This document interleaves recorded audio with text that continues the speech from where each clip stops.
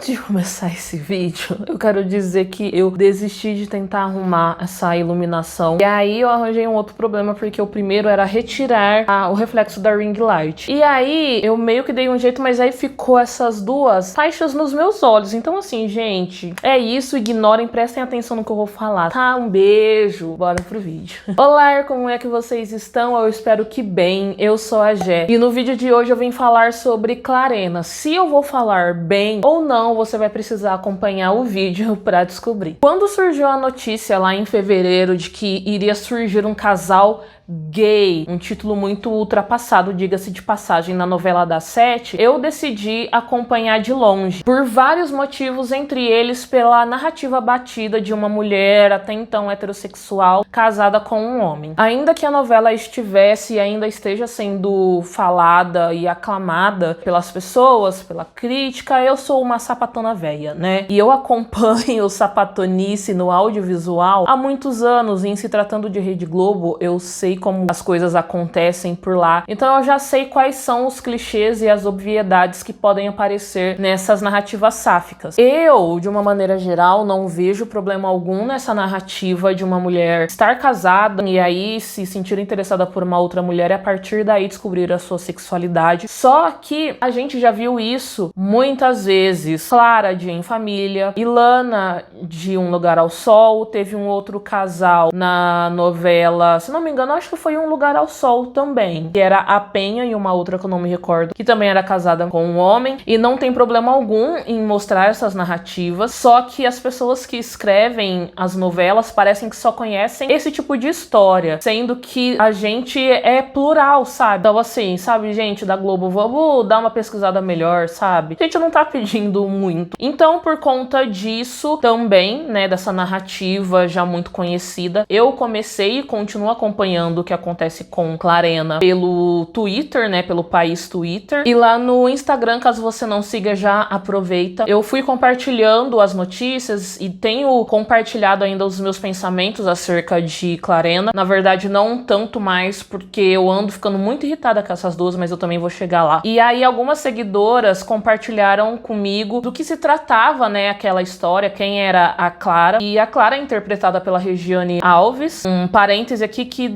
é importante, ela está belíssima nessa novela, meu Deus do céu, como essa mulher está linda. Mas fechando parênteses, então a Clara, interpretada pela Regiane Alves, é uma mulher que tem os seus 40 anos, casada com o Theo, interpretado pelo Emílio Dantas, que tem no destino dele interpretar homens problemáticos, né? Porque o Theo é um dos personagens mais asquerosos que eu já tive o desprazer de ver em cena. Então a Clara vive esse relacionamento com o Theo há anos, tem o Rafa, que é o filho desse casamento. A Clara, ela é uma vítima de abuso psicológico, violência patrimonial, violência sexual, e ela tem a autoestima dela muito baixa por conta desse pouquíssimo querido do Theo. Então ela, numa tentativa de se sentir melhor num primeiro momento para ele, tentar agradar o marido, ela começa a se cuidar e a ir à academia, que é onde ela conhece a personal trainer Helena, interpretada pela Priscila, do sobrenome difícil, que começa ali sendo quase uma segunda psicóloga da Clara, uma amiga, e depois se torna o interesse amoroso dela. No início da interação entre a Clara e a Helena, confesso que eu tive um pouco de má vontade com as duas. Eu sempre fico com o pé atrás em se tratando de casais sáficos em novelas, porque, como eu falei, sapatão véia, meu caminhão já rodou muito por essas estradas da vida. E eu vi a Clara muito nesse lugar de uma hétero curiosa, uma visão que algumas pessoas lá no Instagram compartilharam comigo. Uma seguidora que assiste a novela falou muito bem da novela, elogiou o elenco e todas as pessoas que estão por trás da obra, mas falou que ela também tinha receio de que a Clara se descobrisse não heterossexual porque ela vive um relacionamento merda. E foi isso também que eu pensei no primeiro momento, num segundo também. As pessoas que acompanham novelas já viram essas narrativas antes, então essa narrativa está há muito tempo no imaginário imaginário das pessoas, o que faz com que elas acreditem que só se descobre lésbica, bissexual, pansexual por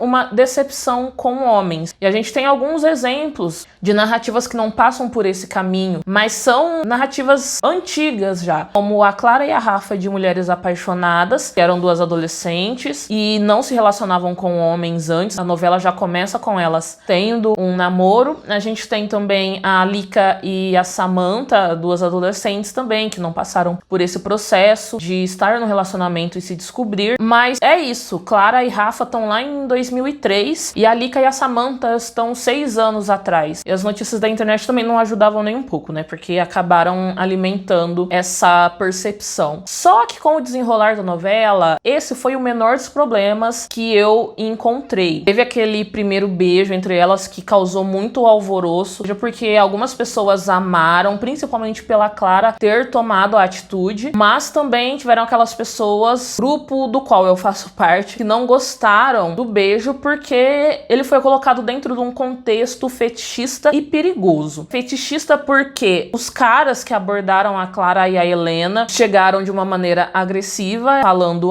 porque prova pra mim que vocês não são amigas ou são namoradas ou alguma coisa assim. Um contexto de perigo porque a forma como eles abordaram foi pouquíssimo amistosa e porque elas estavam completamente expostas ali. É uma situação em que você se sente uma pessoa acuada, ainda mais dentro desse contexto que a gente vive nesse país, que é o país que mais mata pessoas LGBTs no mundo. Mesmo que ainda se trate de uma ficção, eu acredito que é importante tomar cuidado quando as nossas histórias são colocadas dentro desse espaço de preconceito e tal, porque pode ser que em algumas situações, pessoas que estejam na mesma posição que a Clara e a Helena num restaurante, num bar, vão trocar um afeto, sejam espancadas, sejam expulsas do local. Por que é que eu não achei a Clara ter tomado a iniciativa uma questão relevante e legal? Porque eu achei desrespeitoso, uma vez que a personal já tinha falado anteriormente pra Clara que não queria ser um experimento pra ela. A Helena já tinha traçado essa linha, né, do respeito. Eu acho que pra Clara meio que foi isso, assim, tipo, eu não tenho nada a perder, então eu vou aproveitar pra afastar esses caras e também pra experimentar, né, mesmo que seja por 2 segundos. E aí essa cena me causa ainda mais revolta quando semanas depois, poucos dias depois, a Globo corta um beijo de Clarena, que eu acho que seria muito interessante porque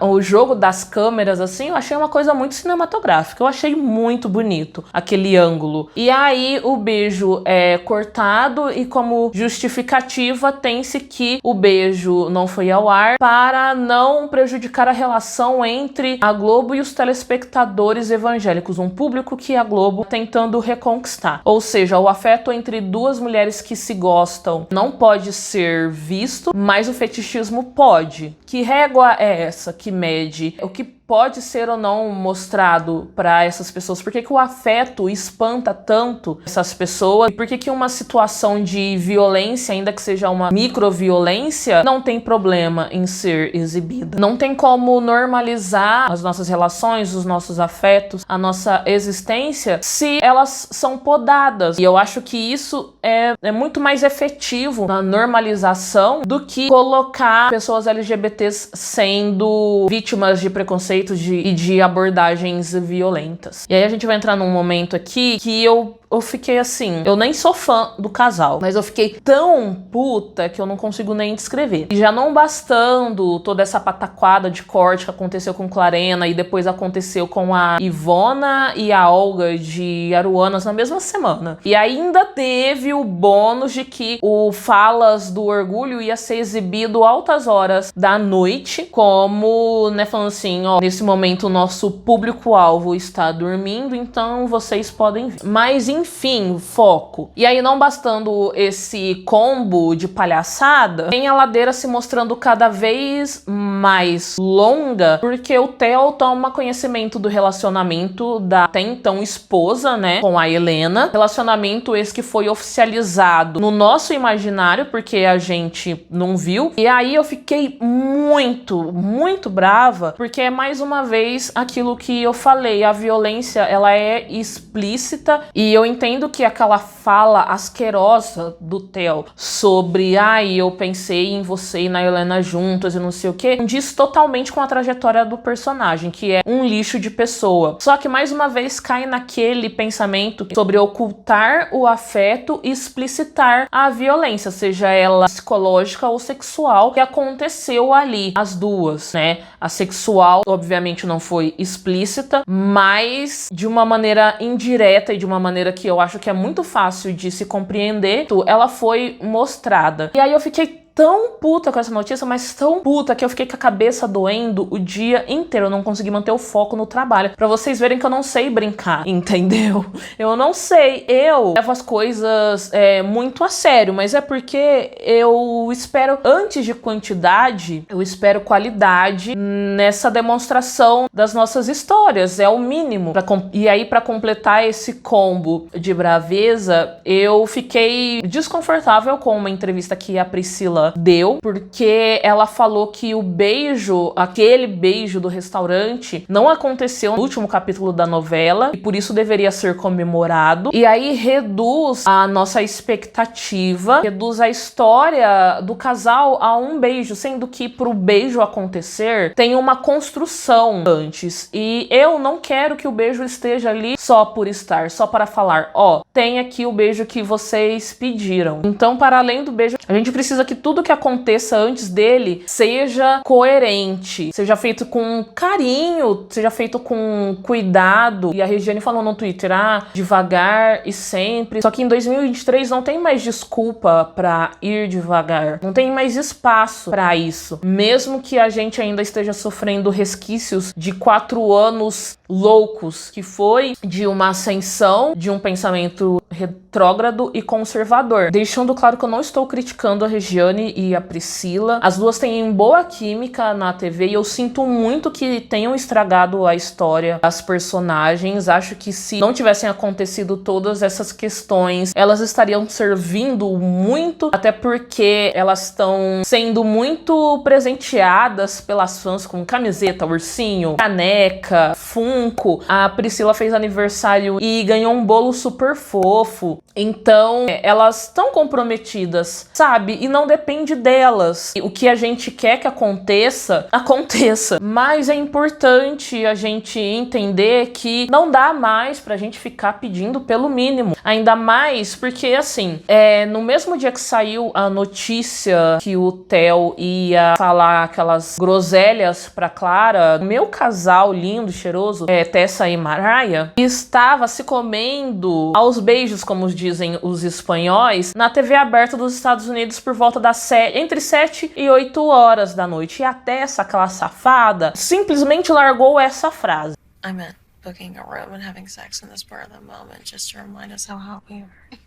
E aí a gente vê cenas como essa, a gente vê Luizita e Amélia, outro casal por quem eu sou apaixonada, tacando uma outra na parede às 4 e tanto, na TV aberta também, lá na Espanha. E aqui, sabe, a gente se contenta com um passeio na orla, um carinho no rosto, com um relacionamento oficializado, mas totalmente criado na nossa cabeça como foi, porque, né, não nos deram isso. Tyria e Louis Melanie não são casais perfeitos, têm os seus problemas, mas esses casais têm a narrativa coerente. Eles entregam cenas maravilhosas e estão em contextos. A Espanha não tanto, mas a gente vê os Estados Unidos, por exemplo, que sofreu uma ascensão de grupos de extrema direita, ainda que haja comentários contra Tessa e Mariah, por exemplo, que surgiram depois dessa cena que eu falei, ainda assim elas estão ali na novela, elas continuam ali, elas continuam tendo o seu amor exposto. E essas histórias passam por cima do conservadorismo da extrema direita, do caralho a 4, e entregam cenas maravilhosas e beijos mais incríveis ainda. E falando sobre beijo, Clara e Helena deram deram um beijo que eu não consegui comemorar porque a minha memória ela não é tão curta para essas coisas. E foi tanta raiva passada até esse beijo chegar que eu não consegui comemorar, só consegui falar parabéns Globo por fazer o mínimo. E aí depois ali teve umas 2 ou 3 vezes que a Helena chamou a Clara de meu amor, mas que eu também, pra mim, perdeu a graça. Todo o pouco ânimo que eu tinha pra acompanhar esse casal foi indo embora. E tem acontecido coisas que vem me deixando ainda mais desanimada e revoltada. E eu costumava comentar muito sobre Clarena no Instagram, inclusive tem destaques lá sobre Clara e Helena, que eu vou comentando conforme elas vão aparecendo na novela. Mas já tem alguns dias que eu não tenho comentado, porque eu só consigo ficar puta com a forma como estragaram a história das duas. Eu entendo que a novela ela tem um prazo pra chegar ao fim, precisa ter todos os seus problemas resolvidos, mas a Clara e a Helena estão uma situação assim caótica e o puro fanservice. O arco do relacionamento delas, como todos os relacionamentos, né? A fase da conquista, que a gente também não viu, a parte da conquista e do começo do relacionamento, os atritos, a resolução desses atritos e o final feliz. Só que esses atritos que têm acontecido entre a Clara e a Helena, a maioria puxados pela Helena, pra mim tem sido muito problemáticos e eles não estão resolvidos e deixam um buraco imenso no roteiro, um buraco não, uma cratera, porque fica um texto muito desconexo, sabe? Parece que teve saltos temporais onde as coisas se resolveram, só que como a oficialização do relacionamento, a gente não viu. Em alguns momentos eu enxerguei a Helena um pouco imatura, com uma questão de ego ali, porque ela pressionava muito a Clara pra terminar de vez o relacionamento. E aí eu comentei lá no meu Instagram que eu tinha pra mim que a Helena, ela queria que a Clara ficasse livre do Theo, mais pra Helena ter a mulher que ela ama só pra ela e poder viver essa história que ela tanto quer, do que pra Clara ficar livre, enfim, esse relacionamento abusivo. Eu senti um pouco dessa imaturidade, não sei, dessa falta de paciência naquela cena em que a Clara recebe a intimação pra depor contra o Theo e ela, sendo uma mãe protetora, quer proteger o Rafa do caráter monstruoso do pai. E quando ela apresenta essa justificativa pra Helena, que insiste que ela tem que ir lá depor contra o Theo, a Helena fala: para de inventar desculpa. Eu fiquei, é o quê? E eu fui obrigada a passar pano pra Clara, que disse: você não sabe, você não entende isso porque você não é mãe. Porque eu também não sou mãe, mas eu sou filha e eu sei como que a minha mãe fica quando alguém fala de mim. Eu já vi a minha mãe me defender inúmeras vezes. Num espectro geral, mães são muito protetoras, elas passam por cima de qualquer coisa pra proteger a sua prole. E a Clara tem o total direito de querer preservar o Rafa, ainda mais por ele ser um menino sensível, que tem os problemas psicológicos dele. Então eu achei muito desnecessário essa pressão sobre a Clara. E essa questão do ego que eu falei, eu não acredito nem que seja um problema de caráter, longe disso. Eu só acho que é a emoção sobrepondo a razão. A Helena quer tanto viver essa história de amor que acaba se esquecendo, talvez, de que o processo da Clara é muito lento, porque ela precisa entender que ela estava num relacionamento abusivo, ela precisa aceitar que o relacionamento é abusivo para então ela se libertar disso. E ainda tem o fator estou apaixonada por uma outra mulher. E aí tem 2 momentos que são pra mim assim, as pás de cal que faltavam pra acabar de vez com a história do casal. A primeira foi quando a Kate, maravilhosa, estava lá comendo a sua torrada com a geleia importada dela. E aí ela conhece a Helena, elas se apresentam, a Kate sai da mesa, a Clara fala pra Helena que a Kate não é a menina certa pro Rafa. A Helena tenta dar uma militada, ela falando assim, ai, porque ela é negra. E a Clara, não é nada disso. E aí a Clara dá o contexto, né, sobre o porquê que ela não gosta da Kate. E a Helena fica horrorizada com o que a Clara fala, defende a Kate de que ela é uma menina e ela foi vítima do Theo. Só que essa querida, assim, ela perdeu completamente a noção quando ela falou que ela achava que a Clara era a vítima do Theo. Mas os dois, Clara e Theo, eram mais parecidos do que ela poderia imaginar. Eu juro por Deus que eu desacreditei disso.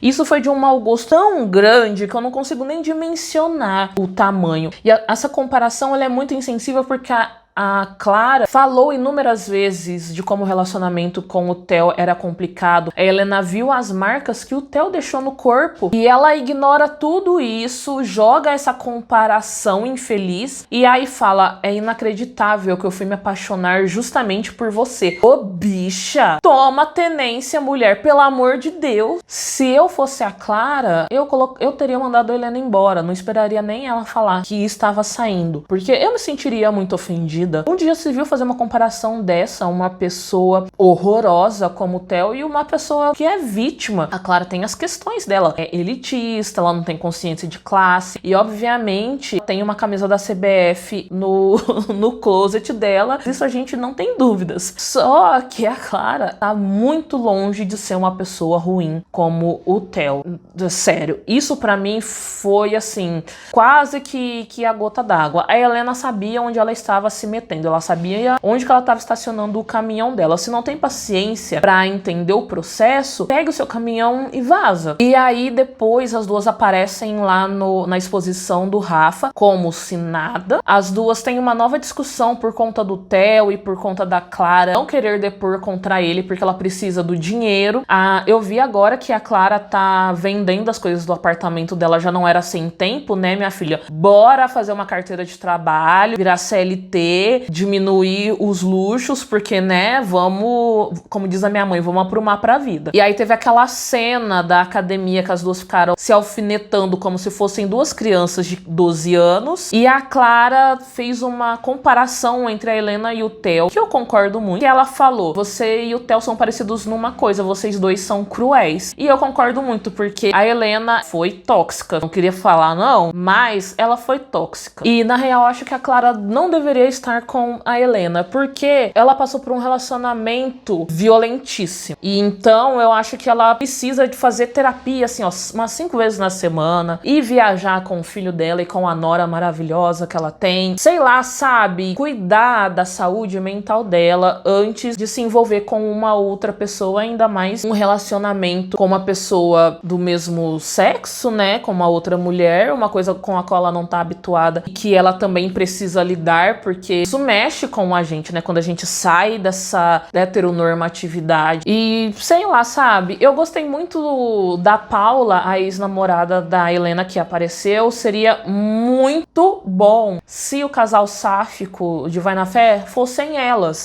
Obviamente eu sou contra as duas terem se separado porque a Paula meteu o chifre na Helena, mas sei lá, poderia inventar uma outra coisa para as duas terem se separado e pra Paula ir atrás da Helena e tentar reconquistar. Eu amei a pequena DR que elas tiveram ali na porta do bar. Gostaria muito que a Paula tivesse voltado pra atormentar a Helena e a Clara, ter um pouco de drama assim pra dar uma movimentada e sair dessa coisa de Theo, Clara e Helena ali como se fosse uma tábua de salvação, porque ela não é uma tábua de salvação, relacionamentos não são uma tábua de salvação. Sei lá, gente, tem tantas possibilidades. Eu poderia fazer assim, ó, top 10 histórias possíveis das novelas da Globo. Se me pagarem, eu faço e eu envio. Vai na Fé termina o mês que vem. Tem muita coisa pra acontecer. Vamos torcer pra que a história delas pare de ser sabotada. E eu fico triste em saber que não adianta ter mulheres no roteiro, mulheres na direção, sendo que essas histórias, essas tentativas de trazer a diversidade pra tela de uma forma com qualidade, com coerência, mais uma vez, essa palavra, coerência. Essas tentativas são pisoteadas pelo pensamento retrógrado da alta cúpula, que nesse caso é da Globo. Como que a gente vai sobrepor isso? Como que a gente vai bater de frente? Porque, como eu falei no bate-papo com as meninas do Lesbocine, não adianta subir hashtag, não adianta xingar muito no Twitter. Vou xingar no Twitter hoje, muito.